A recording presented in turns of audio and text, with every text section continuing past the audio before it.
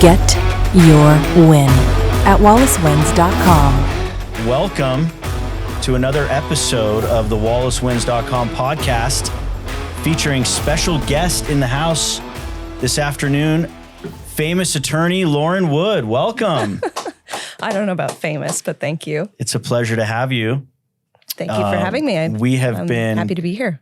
We have been trying to get Lauren on the podcast for like a week, and we finally succeeded. So we are happy to have you in studio.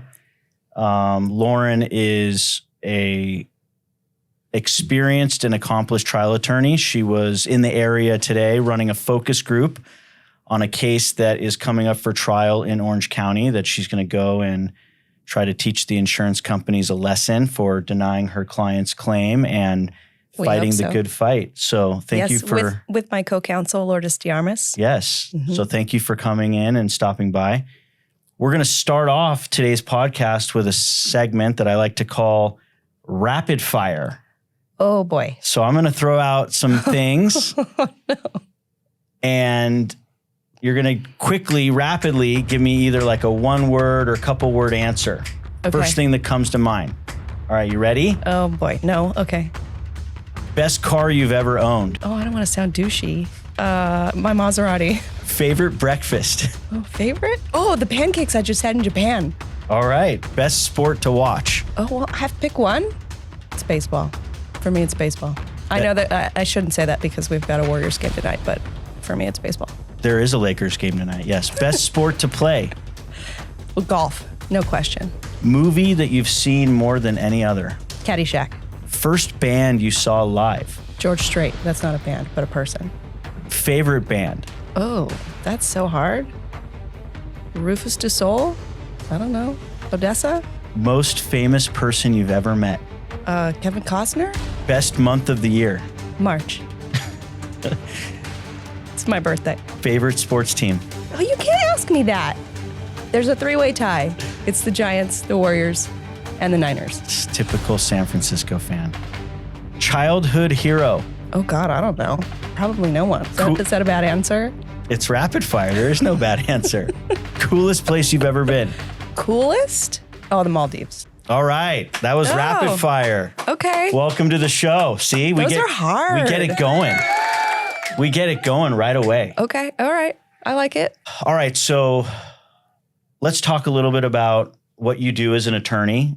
Obviously, a trial attorney representing people who've been injured, going against insurance companies. But take us back a little bit. Why'd you become an attorney, and how did you decide on becoming an injury attorney representing people against insurance companies? So I have been asked this question before, and I always say it's not the exciting, romanticized answer that a lot of people have. And I think that a lot of fabulous trial lawyers have these great stories. I didn't really know what I wanted to do. I didn't know any lawyers growing up. I mean, I still don't really know any people that I grew up with from my past who were lawyers. But I went to college, was a poli-sci major, kind of went, what next? Oh, I guess maybe I should take the LSAT, took the LSAT, decided to go to law school. And then when I graduated from law school, it was during 2008 in the recession, and there were no jobs. And I took the first job that I could get, and it happened to be with a personal injury attorney, and I loved it. It's actually very similar to my story. Really? Yeah. It was just kind of like one thing led to another, and here we go. And there I was. Yeah. I think in my mind, I had this vision that I wanted to be a defense attorney. I wanted to do big law. I didn't know that if you go to a shitty school, you can't do big law, which is what I ended up doing. But and I had no idea that is so far from what I really wanted. And it wasn't until I actually started working in personal injury on the plaintiff side that I went, oh, okay, this is it. This was for me all along. It's interesting you say that because, it's like I get a lot of younger either younger attorneys or people that are thinking about going to law school or they're in law school. And they always ask this question, like, how do I know what I want to do? And, and it's one of these difficult questions to answer because everybody kind of has their own journey and their own path. And even if you think you want to do a certain area of the law, if you get in with a clerkship, but you're at a shitty firm and you have a bad experience, maybe it kind of, tilts your thinking a different way. So it's all about kind of life journey and who you meet and circumstances and all those kinds of things. Yeah. I had a great mentor. So yeah, I lucked out.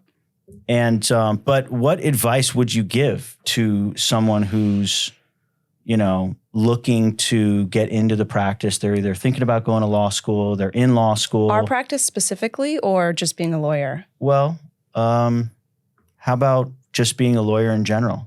I would say find a law school that teaches you bar prep.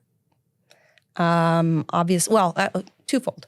I didn't know that if you want to be in big law, you need to be at a very credentialed law school. So if you do think for sure that you want to do big law, obviously make sure you get good LSAT scores and go to a very good university. And then the second, of course, is really the whole point of going to law school is passing the bar. So I found that the law school I went to actually really set us up for success on the bar. We did a lot of bar prep courses. Where'd you go? You want to give a shout out? Not really. Okay. All right. I went to. I think it's public record at this point, Lauren. If someone wanted to look up where you went to law school, it's not like I went to it's not a state secret. Okay. I went to Golden Gate University in San Francisco. All right.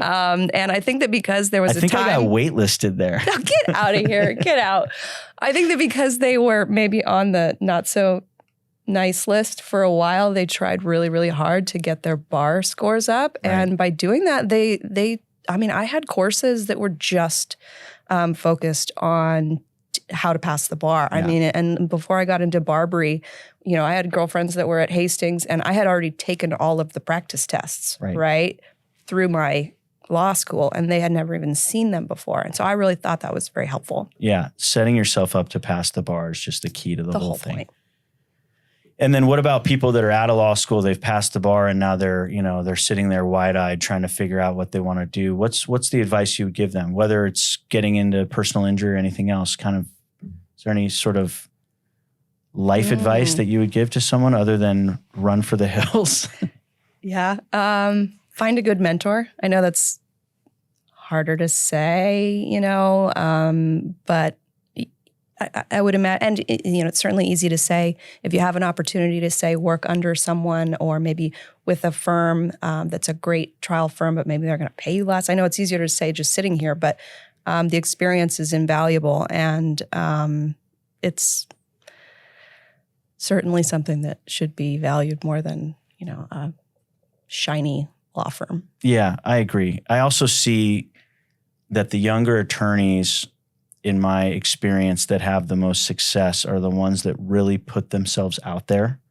They're the ones that show up to the, law organization meetings, and they're volunteering and they're going to court and they're watching other lawyers in trial, or they're, just really going outside their comfort zone to try to, put as many experiences under their belt as they can, rather than just sitting back and kind of getting a job and then sitting behind a computer and, kind of punching the clock on a more 9 to 5. You bring up an excellent point. Obviously, if someone was looking to get into our business, I would say go to as many CALA and CAOC events as you can, network, go to all the networking opportunities. I think they're free for law students, and volunteer with LATLC. Those are places where you're going to establish connections with people who you will be working with and hopefully can work for. Right. Now, outside of the practice of law, Lauren has some other things going on. You have a company called, I believe, Travel is the Cure. Yes. And then you also have a Women in Law Legal Summit that you host at exotic locations around the world. Tell us about that. So I host the Women in Trial Travel Summit. It is an event where I have one sort of formal conference each year. The last 2 years have been in Punta de Mita, Mexico, which is beautiful. And then I host small group trips. I've done Curacao, Tuscany, And I have Bali, Peru, and Hong Kong coming up. Wow. Now, and ever since I've known you, you've been, an avid traveler. Tell us about where your travel bug started, when you started traveling, and why, just how it's become such an integral part of your life. That's a tough one. Only the tough questions on the WallaceWins.com podcast, folks. I mean, there's no question. I do love travel. I don't know where it came from. Maybe it's because I grew up in a small town and always felt like I wanted to see other places. I grew up in a town in Northern California of 3,000 people, and I think my high school had like 100 graduating, 100 people in my class. So it was very, very small, and I just always enjoyed even small trips, like, out of state even. I loved it. I loved being in a new environment. And one of the things I love best about travel is obviously experiencing a new culture, and I love food. So eating new types of food, meeting new people. I mean, you meet some really fabulous people on these trips to other parts of the world. And so I think I get high off of it. I love it. I was going to say, I would probably put your passport up against anyone's in terms of having more stamps and more travel under your belt. And so give us an idea, like on a yearly basis, like how many trips do you take? And so pre-COVID and before having a baby, right? That was like, I don't know, I'd do probably 12 international trips a year. Wow. A lot of trips out of state too. But COVID changed everything. And then I also got pregnant during COVID. Now I have a toddler. So I still travel a fair bit, and we've taken him to Mexico, but it's just less. Yeah. Less. This year I still have, I was just in Japan. Curacao in January, Japan in March, Mexico in April. I'll be in Mexico again in a couple weeks. Bali in June, Nashville, July, Peru, August, Hong Kong, October. This is the scaled down version of Lauren's travel schedule, just to give you folks an idea. So I do practice law too. Yeah. And listen, but the reality is post-COVID, with everything being remote, all the hearings, the only thing you really need to be in person anymore is for trial. And so as long as you kind of set your trial calendar around your travel, there's attorneys I know that post up, all over the world and still practice out of California. So yeah, it's so true. I actually, I'll be in Hawaii for Western trial lawyers in June, and I think it's 2 or 3 hours behind. So I've been scheduling my depots based on, because I'm gonna work while I'm there. And I just schedule things based on the time zone. Yeah, shout out to Western trial lawyers. Yes, we love those people. We do. Those are our fams, and Lauren's on the board. I am. I'm a little biased, and doing good work with those folks. And thank you, Casey Johnson, president. Shout out to Casey. All right, we're going to go to another section of the podcast, and this is called Underrated, Overrated. Ooh. And I'm going to give you a topic, and you're going to tell me whether it's underrated or overrated, and a brief explanation why. Oh my gosh. Okay. All right, you ready? Okay. Ranch dressing. Underrated. Because you can put ranch dressing on everything and it tastes good. So, but a certain kind of ranch. The sour stuff, no, that's nasty. It's got to be a good ranch. Yeah. SoCal weather. Neither underrated nor underrated. I think that people who live here understand that it's everything. That's why we live here. All right. Well, you're equivocating a little. You got to go underrated or overrated, even if it's slightly underrated. Fine, then underrated. Slightly underrated. Okay. New Year's Eve. Overrated. Dumb. I can't tell you the last time I stayed up past, like, for actual, like, New Year's Eve. Talking to strangers on the elevator. Overrated. Ew. FaceTime calls. Overrated. I hate them so much.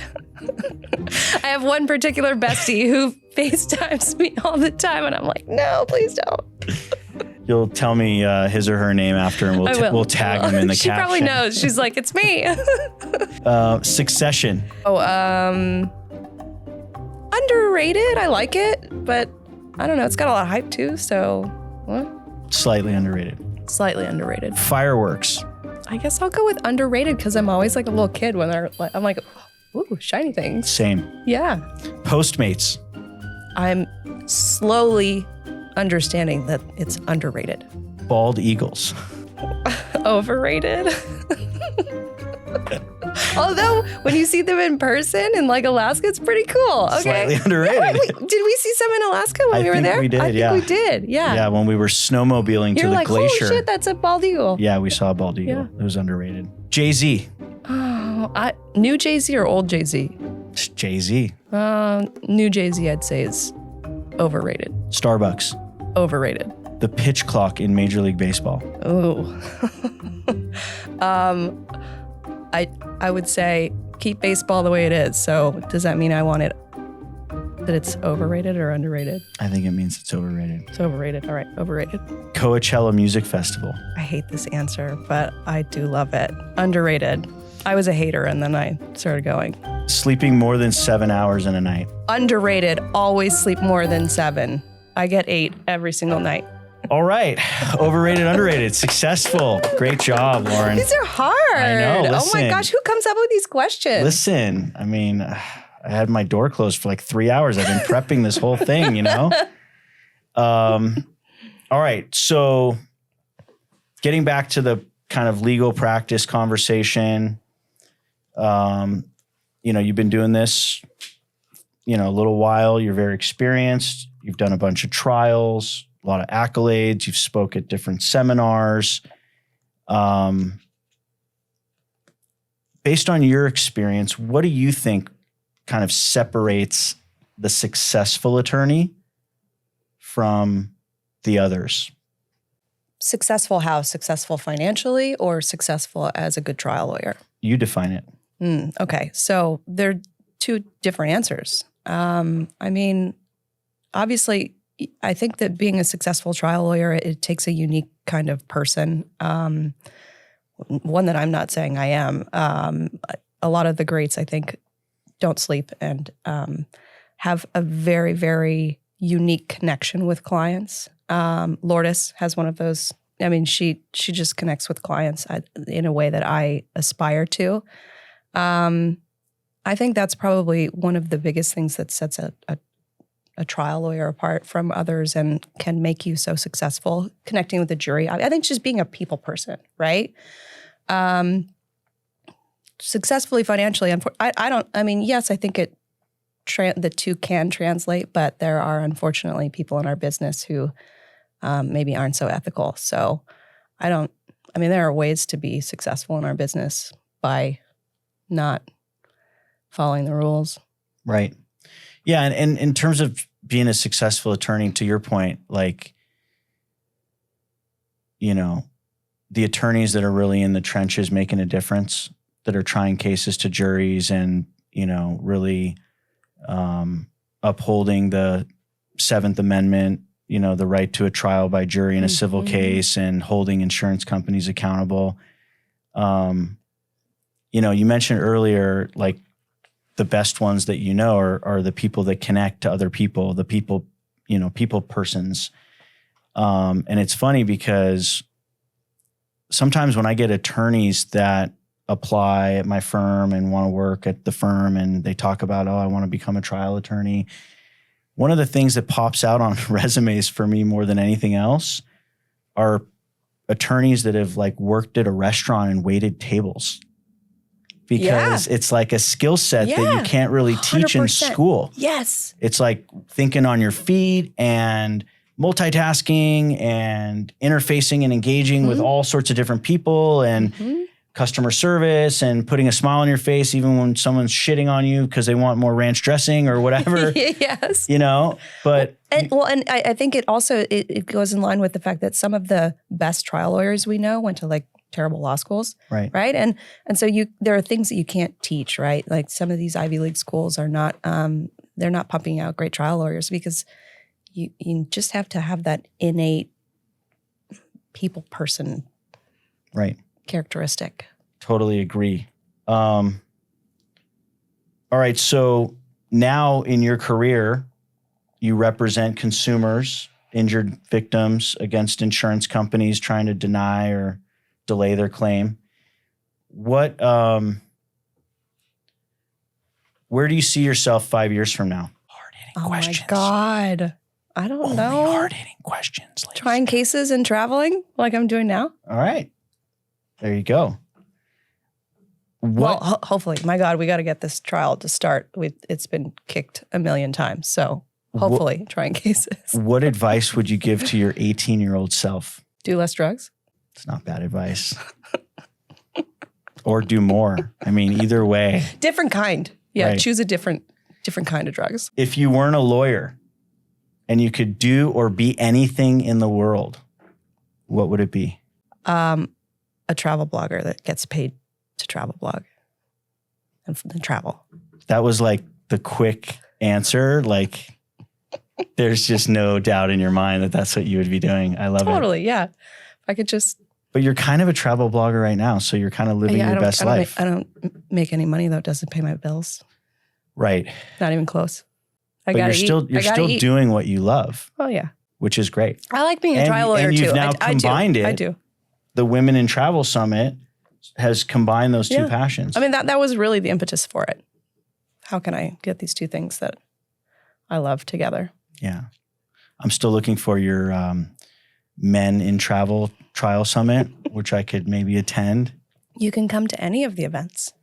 I see the Facebook posts and it looks pretty heavily female. It is. So I wasn't sure how that worked out, but we don't discriminate. it seemed really awesome. All the photos and Thank you. everyone that posts about it when they come back has nothing but amazing things to say. So I know that you put on a top-notch event every year. Appreciate that. So anybody out there, click the link in the bio. I don't know if there's going to be a link, but subscribe. I'll give you a link. Subscribe and like to Lauren's Women in Travel. Women in Trial Travel Summit. I know. Women in Trial Travel Summit.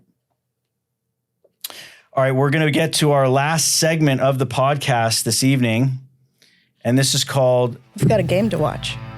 Get the W or take the L. And I'm going to give you 2 current event news stories. Oh, no. That I'm going to read to you about. And then at the end, I'm going to ask you a question of whether the story or the subject of the story gets the W or takes the L. Okay. Right, you ready? Oh, boy. Okay. This is scary. Beatriz Flamini, a Spanish climber and mountaineer, entered a cave 230 feet underground in total isolation in Grenada on November 21st, 2021, determined to spend 500 days alone, monitored from afar by a group of scientists to explore the effects of isolation on the human body and mind. Flamini was 48 years old when she went down and 50 when she officially completed the challenge on Friday. Flamini said she'd lost track of time for about 2 months in the cave, after about 2 months in the cave, and thought she had only been down there for about 160 or 170 days rather than the 500. She described the experience as excellent and unbeatable, telling reporters that she never even considered hitting the panic button. And in fact, quote, "I didn't want to come out." So does Beatriz Flamini, the Spanish climber and mountaineer who spent 500 days in a 230-foot underground cave in total isolation, get the W or take the L for spending 2 years in a cave by herself? Take the L. Why would you? It's like 2.5 years of your life that you just lost. It's for science. Beatrice, you take the L. Sorry. All right. Sorry, B. Sorry, B. You're going to have to go back in a cave and think about that one. Think about your choices. All right. Next one. When Julia and Robert Jones discovered that a judge from the Akron Municipal Court in Ohio would be officiating Star Wars-themed weddings on May the 4th, the couple felt the force calling to them to commit to the ceremony. Quote, "There was no other right decision. That was it," Julia Jones said. Star Wars Episode 4, A New Hope, played in the background as the Akron couple joined 6 other couples in a 15-minute wedding ceremony Thursday at the Highland Universal Gathering Spot in Akron to mark May the 4th, essentially a holiday for Star Wars fans. Most of the newlyweds dressed in traditional garments such as white gowns or a shirt and tie, but the Joneses came dressed in long tunics for the theme. Julia resembling a member of the Sith, the franchise's antagonists, and Robert looking like a Jedi. They held lightsabers while they exchanged vows in front of Julia's parents and Akron Municipal Court Judge Ron Cable, who declared that by joining of the lightsabers and by the giving and receiving of rings, he now pronounced them husband and wife. So do Julia and Robert Jones get the W or take the L for their Star Wars themed wedding? You know what? I think they get the W. Despite the fact that I grew up in the 80s, I am not a Star Wars fan, and I don't get it, right? It's not my thing, but it seems to work for them. And if they really love it that much, then you do you. Good for you. There you go. And you can see the pictures online. They're amazing. Okay. But Julie and Robert, congratulations. May the force be with you. All right. Well, that's all we have for today's podcast. Thanks for having me. I want to welcome, thank Lauren Wood again for coming on in. Thank you for having me. It was great. A pleasure. And we'll see you next time. Thank you, everybody. Bye. Get your win at WallaceWins.com.